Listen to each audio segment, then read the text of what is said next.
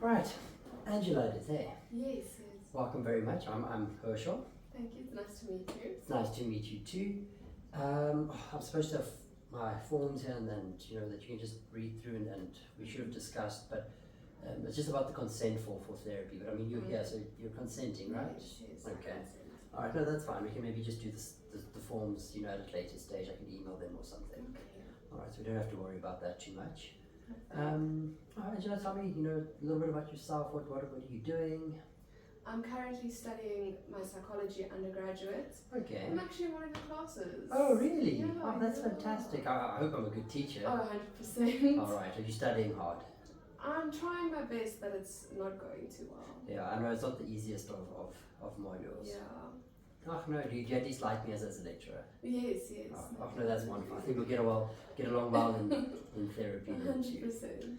Oh, so, tell me a little bit, why are you here, or, what are we doing today? My main concern right now is just my academics. Mm-hmm. I'm working hard on trying to get into my honours degree, so I need to be getting very high marks, but it's just not working. Everything seems to be going downhill. Every test is going worse and worse than the last. Alright, so I'm hearing a lot of academic pressure, things not going the way that you wanted them to. Not at all. Can you share a little bit more about what's going on? I'm hearing the academics and it's not going well, but could you elaborate a bit more, help me understand? I've just been struggling with keeping up with my time management. I don't know, when I write the test, it always feels like I'm hitting a blank. I'm always busy helping other people with their work, so I never actually get around to doing mine, or the dreaded group tasks. Oh my goodness, I'm the only one doing all the work and no one else wants to participate. So that really sets me back to achieving my own deadlines. Yeah, well, I mean, it's a group project. If you're doing all the work, it means it's more work for you in that sense. All the work for me. All the work for you, yeah. Yes. Alright, and then I'm hearing time management is also struggling. Definitely. I didn't realize third year was going to be this hectic. Alright. So a lot of things happening. Yeah, struggling to manage it all. And tell me, is it only academics, or are there other areas of concern? I've been struggling a little bit with my family situation. My parents got divorced, so dealing with all of that, the conflict at home between trying to balance mom and dad and who's going to visit who when, it's just been chaos. It sounds very chaotic. Yeah. Almost like it's a very push and pull kind of, if you're going one direction, the other direction is being neglected a little bit. Exactly. Okay, so there's family dynamics and there's academics that are currently going on. Yes. Alright, so if I'm hearing you correctly, there's academics and family. Academics, revolving around time management, working in groups or just working alone, but supposedly, it's supposed to be group work, helping a lot of other students with their work. Exactly. How's that affecting you with your studies when you're helping them? It's got its ups and its downs. Sometimes when you help someone, you also learn, but then you're so busy helping other people that you kind of neglect what you need to be doing, and then you fall behind in all your own work. And that's just a lot of added pressure that I don't need right now. Right, yeah, it is adding a lot of pressure. I think it's very much the same pressure you probably feel in the group project. Yes, very similar. Is it almost the same, in the group, that you also offer to do all the work for others, or? I occasionally offer, but it's more kind of like a will you do it type situation, and I feel now I have to help this person out, because sometimes there'll be an excuse like, I've got this going on so I can't help, and then you just kind of feel, okay, well, let me just do it for them, take something off their plate. Alright, so very much, trying to make it easier for them, or assisting. Because I understand people go through things. Some people need a bit of extra help, and so I try to step in where I can. Yeah, alright. So you're trying to make the load a little bit lighter for them. Helping. Right, that sounds very generous of you. Try to be, You're trying to be. Okay. And I'm just trying to think, I'm hearing you trying to help others and, make their plates a bit lighter. I'm wondering, because you also mentioned family dynamics, is something like this happening there as well? Not really that I can think of right now. I guess I did have to take care of my little sister a lot. with my parents not really being around. So I guess that's where I can see it coming in, trying to take a load off my mom's plate and taking care of my little sister.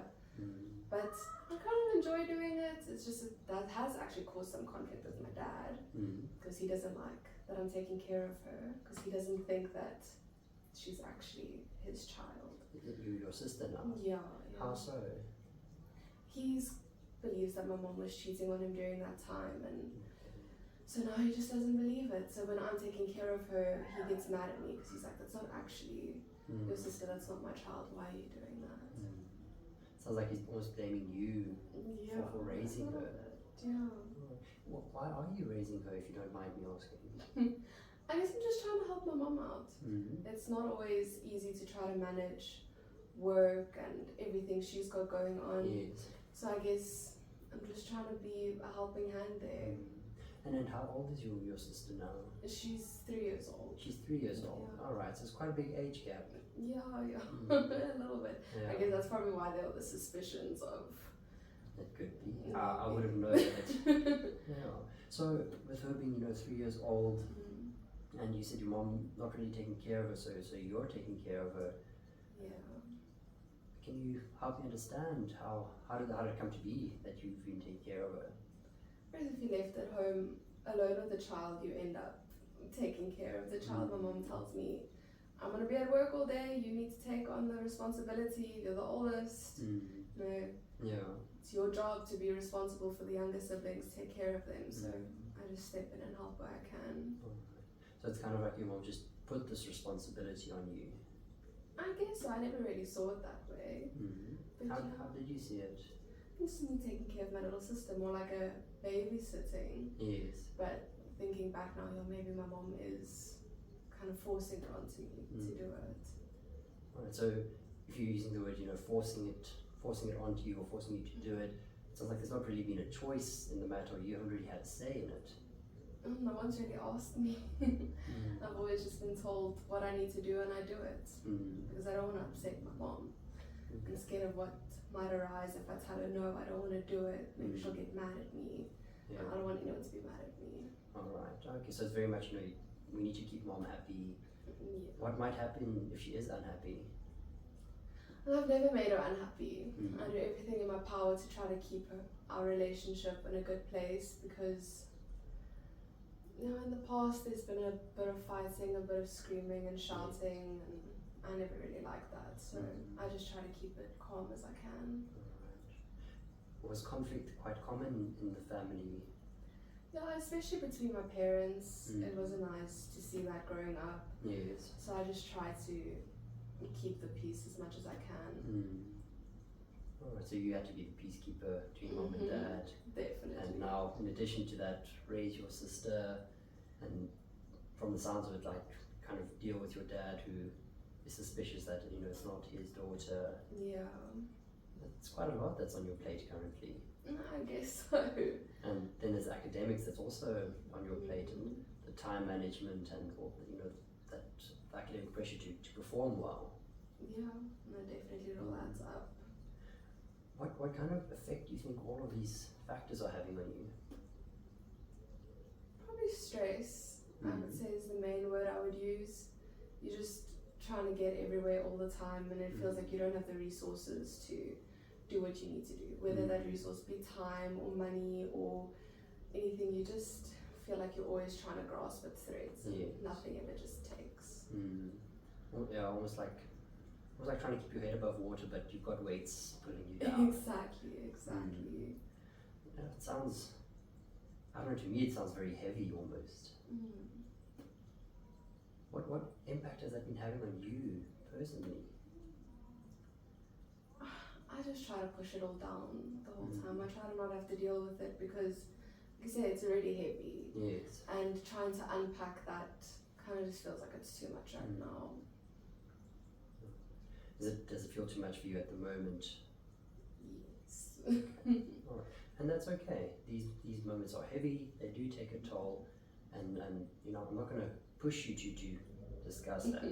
But being in therapy, we're going to discuss it a little bit here and there.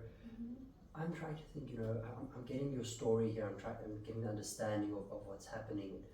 I have this whole, I'm getting a picture of, there's you kind of in the center and all of these things happening around you. There's academics, your family, your family dynamics, looking after your sister, kind of balancing, keeping mom and dad happy, which either way, dad's not happy. Trying to get into honors, doing good marks. At least you're enjoying my lectures, eh? Oh, 100%. Alright, so there's one positive side. Alright. Exactly, the one good thing I hold out for. Oh, hopefully we can find more good things as we carry on. Alright, so I would like us to look at this story and maybe we can, look a little bit deeper into it. Try and identify maybe some points of views or some aspects that you weren't aware of that might also be affecting you. Well, like you just highlighted now, I didn't realize I actually feel like I'm being forced to take care of my little sister and that there's a blame going on there. I never actually thought about it that way. I just thought it was something I was doing. I'm definitely starting to realize maybe I shouldn't be taking on so many other people's academic workloads. How so? Because it leads to my detriment. I always just try to be there for other people, but I never really thought about the effect it has on me because no one's extending a hand to help me with an assignment or to help me study for a test. So yeah, that's kind of gonna have to decide how I'm gonna deal with that. So I'm hearing a lot of, kind of being forced to take or look after your sister, be the baby sister or be the older responsible sibling. But then also, looking or probably, changing some aspect of always being there for other people. I heard it more of in an academic, you were talking a lot of it in an academic way of saying, helping other people study or with assignments. I'm just wondering, is it possibly not applicable in other areas of your life as well? Let me think. I mean, when a friend has a problem, they always come to me.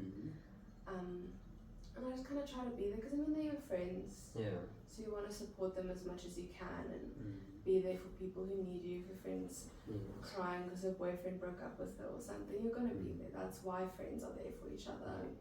So I guess that's maybe how I try to help other people outside of school. And would you say it's having the same toll or effect on you as helping them in school? I don't know. I never really thought of it as being a toll to help someone else. But it does emotionally affect you if someone's constantly telling you all the bad stuff that's going on in their day and in their life, and you never really have a chance to actually deal with your own feelings and your own things that are going on. And you're always just kind of trying to help everyone else and be there for everyone else and never really get a chance to cope with yourself and your own life and what's going on. So what I'm actually hearing is that you are struggling to cope with your own yes, aspects. that's why I'm here. And then I understand that that's why you're here. Yeah. I think that the coping comes down to what is it that you are really struggling with, or what are you really struggling to cope with? I'm hearing the academics and the family dynamics. I'm wondering, is the coping specific towards academics, or is always being there for everybody? If you're always there for everybody else, are you there for yourself? No. If I have to be honest, no. If I'm having a tough day, I just kind of shove it all down. I don't unpack what I'm feeling. I don't do anything for myself just to do something for myself. It's always just trying to move on to the next thing, help the next person, and I never really actually get a chance to sit with what I'm feeling and go through that. I guess I don't know how either. I suppose if you're always helping other people, you don't really get a chance to know how to help yourself. Exactly. Like I know exactly with this friend, if I do this and say this, it's going to work for them, but I actually don't know how to do that for myself. Alright, is that maybe something that you'd want to look at, develop further, something to work on, or? Yeah. Alright. Definitely. I think that could help not only just with academic pressure and with personal pressure, also with my parents. If I can deal with those feelings, I feel like it would relieve stress in a lot of areas. Alright, so personal coping skills and dealing with those kind of personal matters would help. Yeah. All right, I'm taking a mental note of that, and when we're discussing your goals, we'll focus a bit more on that. Okay. I just want to understand a bit further, because I think this will also relate to coping better. This goal that we set so far. But you mentioned that earlier you mentioned there's a lot of conflict in the family, and currently I'm hearing you very much saying yes, you want to always help people, help the next person. I'm wondering if there's maybe not a link between the two somehow. Conflict in the family and trying to help everyone else. Maybe it's just behavior that I've learned. That you support the people around you and do what you can to be there for everyone else. It's kind of what I've been taught from a young age. Yes. You're there, you're the helper, you're the go-to, you're the one we can always rely on. And while I love to be that person for other people, maybe it's not the best. How do you mean maybe it's not the best? Well, like I'm realizing now, I actually never realized this before. I'm not there for myself. I can't show up for myself the way I show up for other people. That's quite distressing to think of, that you can take care of everyone around you, but when you're going through your own things, you've got no idea. Yes. Can't even name your own emotions. Yeah. So it's almost causing internal conflict. I guess so. I know I'm touching a lot on the conflict side now. It's just because I feel like it sounds like it's something that's quite important. And if I'm misunderstanding, or if you feel like I'm going in the wrong direction, please, you're welcome to tell me. Like you feel like that's irrelevant. Okay. I just get, the sense from getting to understand you that you're trying to keep a lot of people happy. Right? If I look at you and I listen to your story and what you're trying to do, it's very much about helping the next person, lightening their load, keeping everybody as happy as possible. I'm wondering, perhaps, you trying to keep everybody happy, is this not maybe you trying to avoid conflict to a certain degree? Maybe I just think if everyone's happy, no one can fight with me.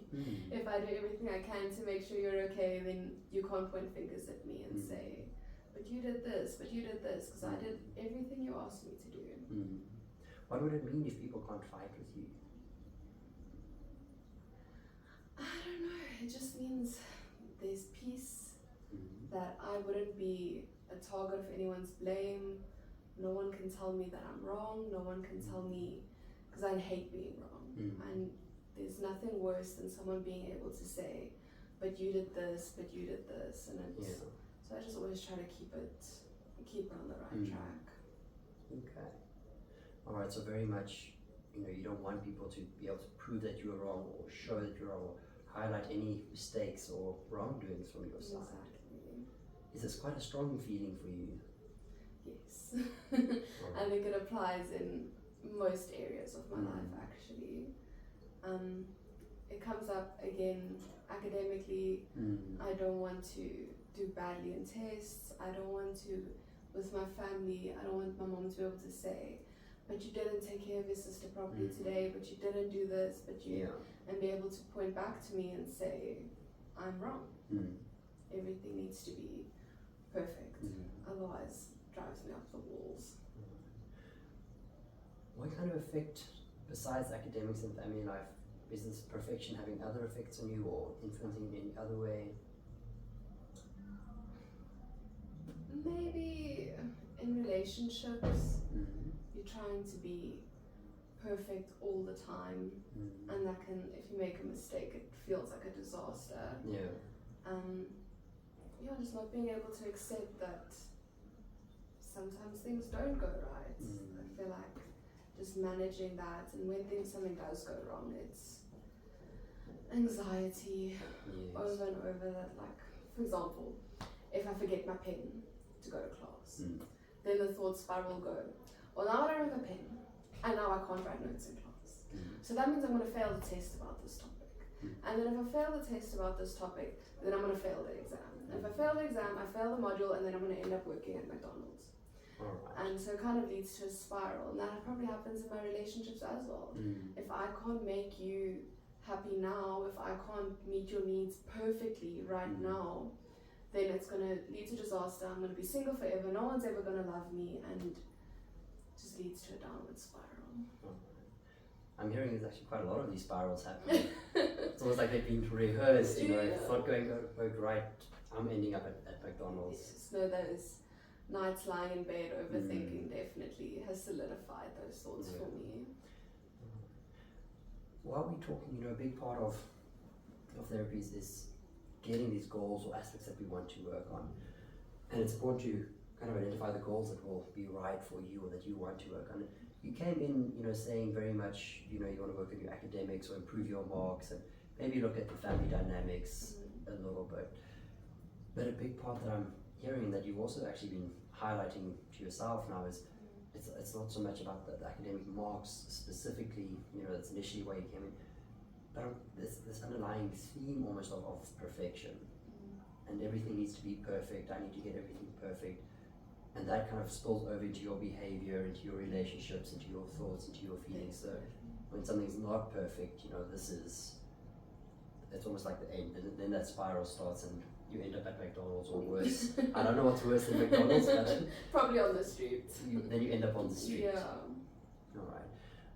Do you think if we started working on this perfectionism, in the sense of understanding it in more detail, you know, getting to know it better, possibly working at changing it and addressing it, what do you think that would mean for you?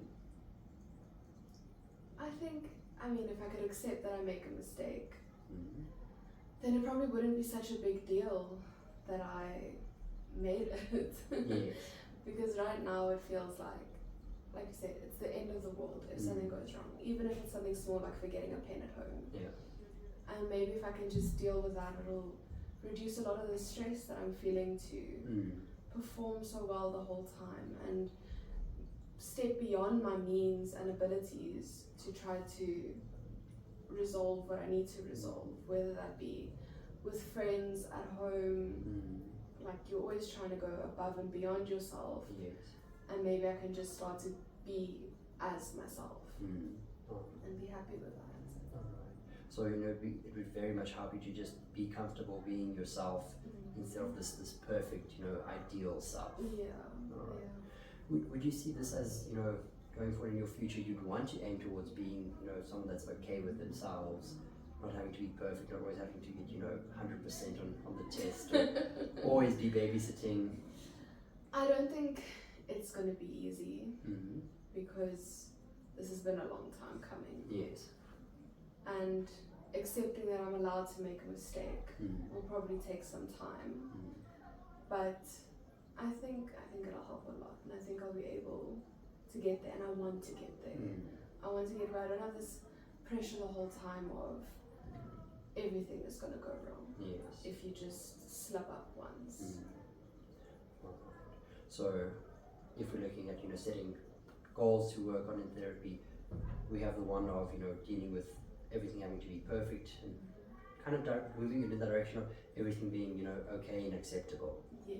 Not meaning everything has to go wrong or, you know, if nothing's working, I'm fine with that, but just being okay when some things don't go perfectly. Exactly. And then I'm also hearing now the pressure part, but this might relate with it being, you know, the perfect.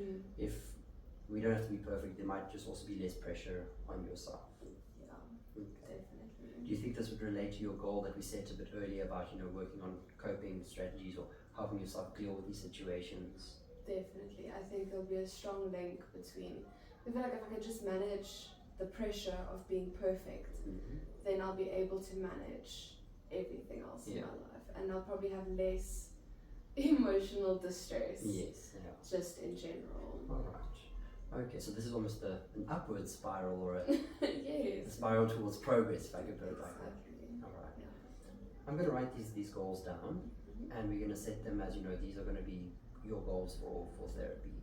We have about 5 or so minutes left until the session ends. So maybe if you can just quickly summarize, you know, everything that we've talked about in this session, maybe just highlight what are some of the important things that you've noticed, and then I will just talk about, you know, what we can do when the session ends. Okay. Well, I definitely came in thinking it was an academic problem. And going through the session, I realized maybe the things I've learned with academia come from external sources. What I've learned as a child, that having to be there for everyone is the way it's supposed to be. And the fear of conflict when you're about to do something wrong, or when something is about to go wrong. Yes. And just being able to relieve that pressure, be truly present as myself instead of trying to meet everyone's needs and expectations all the time. And be okay with, you know, I am me and I am good the way I am. Alright, and that's quite a strong message that you take from this session. No, definitely. It's been very helpful.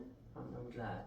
I think what I like to do is when it comes to the therapy session, so we only have a certain amount of time in the sessions, but I like to, you know, give you reflection activities or homework, or, you know, just something to keep the flow of therapy going between sessions. I'm not sure what word you would prefer. Some people don't like the word homework, others want assignments. I'm not sure which one you would prefer. Let's call it therapy homework. Therapy I'm homework. happy with therapy homework. Okay, so Pretty good at doing homework by now. alright, I'm going to give you some therapy homework to do, and just do them in between the sessions. So it's going to be some reflecting and then some things to write down, and then we're going to discuss these in the next session and take them forward as well. Okay. Alright, so on the one side, I want you to also write down the goals that we discussed now, Okay. and to think about, you know, what do these goals mean to you. So almost picture, if you had to picture yourself in the future, and you have resolved all of these issues, you've worked through everything, you know, you worked very hard, it took like a lot of energy, but you got there, and you've worked through everything. What will that look like, right? So what will Angela look like once she's achieved these goals? Okay. Right, so just kind of like get that idea of what it would look like. And then you go and reflect on what would it mean to you? Right, how do you see yourself, or what would it mean if you've achieved these goals and you're able to, you know, just do everything and be okay with it and not having everything perfectly, not having this pressure. What will that mean with you, or mean to you? And the last, there's one or two more. The one is also just to reflect on other goals you might want to achieve. We haven't discussed all of them now, just some more major aspects that came out, but, you know, maybe also conflict or family dynamics, or just some of those. Okay. You know, if there's anything else that you feel like we didn't discuss now, that's also important to write those down. Okay. Alright, and I'm trying to think, I think that's everything. I can't think of anything else. Is there something you would like to add? No, I think I'm happy with that. So we'll write down the goals, Yes. what my ideal self would look like, what it would mean if I achieve those goals, and any other goals that I can think of that I would like to achieve. Yeah. I remember what I wanted to ask. If you could think of maybe anything that you feel would be a challenge for you or stopping you from, you know, working towards these goals, kind of any kind of obstacles that you can foresee. Okay. Right, even maybe now, you know, while you're reflecting, anything that's stopping you from reflecting, or any of those kind of things, just take note of them and write them down. So often we think, you know, setting our goals is a straight path, but it's kind of like a journey that goes up and down, and there's obstacles. So if we can become aware of those and know what, you know, just be prepared for them, we can deal with them as they come up. Okay. Alright. I'll do that. Any other questions from your side? No, I'm good. Thank you, lecturer. Alright, you're very welcome, student. I will see you in a week's time. Okay, sounds Alright. good. I will just email you the forms. Okay. I think that was everything I needed to send to you and share with you. All the information is on there that you need to know about therapy. So Perfect. yeah, if there's any questions, it's on there. You can just bring them with to the next session and we will discuss it. Will do. Alright, Thank have a you. lovely day.